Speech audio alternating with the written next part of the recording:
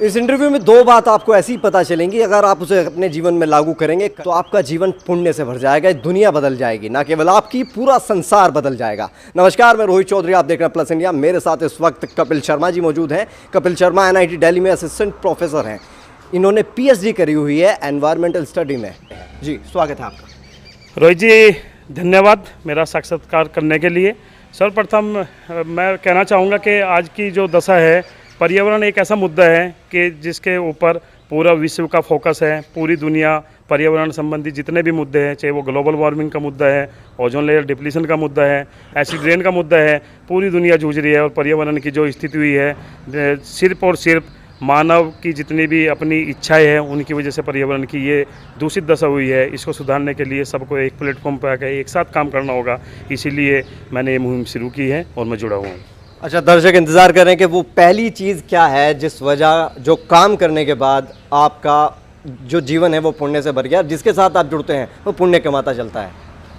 Actual में हम अगर बड़े बदलाव देखना है तो उनकी शुरुआत हमें छोटी छोटी चीज़ों से करनी होगी और व्यक्तिगत स्तर पर करनी होगी। जैसे मैं एक उदाहरण के लिए बताता हूँ, मेरी बहन की शादी थी तो मैंने अपनी बहन की शादी पे एक मुहिम शुरू की कि सभी बारातियों को मैंने पेड़ गिफ्ट किए और उनसे अनुरोध किया कि ये पेड़ ले जाके आप अपने घरों में लगाइए, इनका संवर्धन कीजिए, इनको बड़ा कीजिए, अपने बच्चों की तरह से इनको पालिए, तो आने वाले समय में ये फल देंगे, तो आपको सुकून मिलेगा। और इस मुहिम को आप आगे बढ़ाइए। आप भी जब कहीं आपके घरों में कोई भी शादी ब्याह है, जन्मदिन आदि है, हम प्लास्टिक के बहुत बुके लेके जाते हैं, तो प्लास्टिक क्या है कि वो पर्यावरण को तो दूषित करती है और उसका कोई फ़ायदा नहीं है, सब फेंकते हैं उसको। तो ऐसे जितने भी अवसर हैं, उन अवसरों पर अगर हम एक दूसरे को पेड़ पौधे दें और उसके लिए प्रेरित करें कि इसको आप बढ़ाइए, तो वो एक यादगार भी बनती है और वो पेड़ बड़े वृक्ष का रूप लेकर आपको फल भी देता है, छाँव भी देता है और पर्यावरण को शुद्ध भी करता है। सब लोगों का जो देखने का नज़रिया है वो सिर्फ है कि कैसे how to increase the GDP को कैसे बढ़ाया जाए। भूटान एक छोटा सा देश है, आप देख सकते हैं, भूटान का जीडीपी इतना स्ट्रॉन्ग नहीं है, लेकिन उसका वो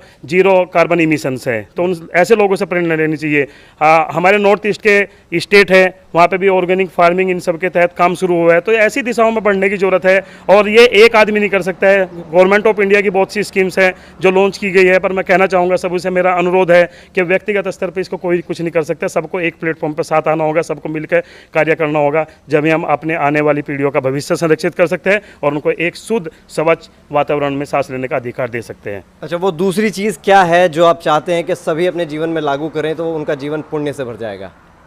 दूसरी चीज़ ये है कि पर्यावरण के साथ साथ हमें जो मेरा मानना है कि जैसे आप प्राचीन व्यवस्था को भी देखो तो हमारे फलदार वृक्षों पर बहुत जोर था। खेत खलियान में जहाँ भी हम जाते थे तो फलदार वृक्ष थे, उसके काफ़ी फायदे हैं। जैसे अभी कोरोना काल है, कोरोना काल में क्या है कि जो पशु पक्षी हैं उनको पर्याप्त भोजन भी नहीं मिल पा रहे हैं, तो ऐसे समय में ये फलदार वृक्ष उनके लिए एक संरक्षण का काम कर सकते हैं। उनको भोजन भी मिल जाएगा, खाना भी मिल जाएगा और साथ ही साथ हम मनुष्य को भी फल फ्रूट्स मिल जाएंगे, जो हमारे स्वास्थ्य के लिए भी अच्छा है और वैसे भी अच्छा है। और दूसरा इसका कारण ये भी है कि अगर आप किसानों को इस टाइप के प्लांट्स देते हैं, फलदार वृक्ष देते हैं, तो वो उत्साह के साथ उन जो पेड़ पौधे हैं उनका संरक्षण करते हैं, उनको पानी देते हैं, क्योंकि उनको एक आशा है कि इससे हमें फ्रूट्स मिलेंगे। जैसे प्राचीन काल में व्यवस्था थी, आप खेत में निकल जाओ तो आप पूरा दिन कुछ ना कुछ आपको खाने को मिलता था अगर आपको भूख लगती थी। तो ऐसी चीज़ों को फलदार वृक्षों पर ज़्यादा ध्यान देने की जरूरत है। ऐसे वृक्ष लगाइए, उससे धरती तो हरी भरी रहेगी, साथ में साथ आपकी इकोनॉमी में भी वो एक महत्वपूर्ण रोल अदा कर सकते हैं। आपका अगर प्रोडक्शन फ्रूट्स का ज़्यादा है तो आप उसको बेच सकते हैं मार्केट में, आसपास की मार्केट में सस्ते दाम पर बेच सकते हैं, तो उससे जो गरीब आदमी है वो भी उनका उपयोग कर सकता है। तो फलदार वृक्ष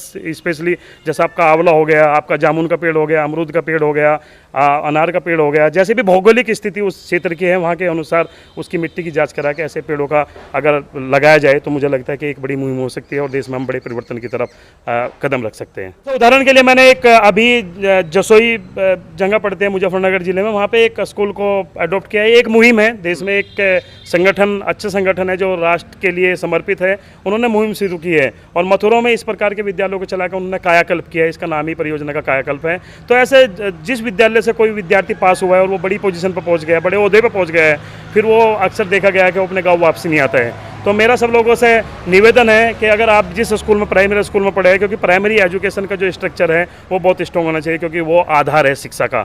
अगर 1 से 5वीं तक की शिक्षा अच्छी होगी तो फिर बच्चे को अच्छी दशा और दिशा मिलती है। तो आप करते क्या हैं उसे अडॉप्ट करने के बाद? अडॉप्ट करने के बाद हम, जो मेरा तो काम है, हम उस स्कूल में जाते हैं, हम अलग अलग तरीके की जो बच्चों के लिए मोटिवेशनल स्पीकर्स लेकर आते हैं, उनको पढ़ाई में कोई दिक्कत आ रही है तो उसको पूरा करते हैं। वहाँ की इंफ्रास्ट्रक्चर कैसे अच्छी हो, साफ़ सुथरा पीने का पानी हो, वहाँ अच्छे से टॉयलेट्स हो, इन सब चीज़ों पर अच्छे से वृक्षारोपण हो, खेलने के लिए सुविधाएं हो, इन सब चीज़ों पे ये आपने देखा हमारे साथ मौजूद प्रोफेसर कपिल शर्मा जी ने एक दिशा दी है देश को, लगातार ये काम करते हैं। इस वक्त कोरोना योद्धाओं का काल है, लेकिन मैं कह सकता हूँ कि पर्यावरण के योद्धा हमारे साथ हैं। आप इनके साथ जुड़े, इनकी मुहिम के साथ जुड़े और लगातार इस मुहिम में आगे बढ़े। आप देखते रहे प्लस इंडिया चैनल को, सब्सक्राइब कीजिए, खबर को शेयर कीजिए, लाइक कीजिए। Thank you.